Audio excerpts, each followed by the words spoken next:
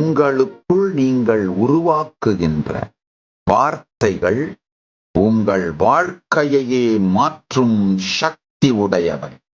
இன்னைக்கு முடிவு பண்ணுங்க. இதற்கு மேல் சுயவெறுப்பு வார்த்தைகள், சுயமறுப்பு வார்த்தைகள், சுயசந்தேக வார்த்தைகள், சுய பயத்தை உருவாக்கும் வார்த்தைகள், இவை எதையும் உங்களை நோக்கி உபயோகிப்பதில்லை.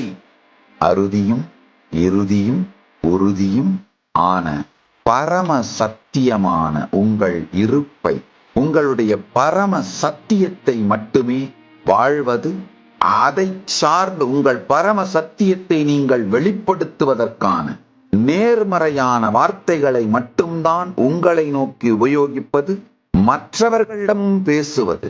இந்த ஒரே ஒரு முடிவெடுங்கள்யா, நன்றாக புரிந்து கொள்ளுங்கள்.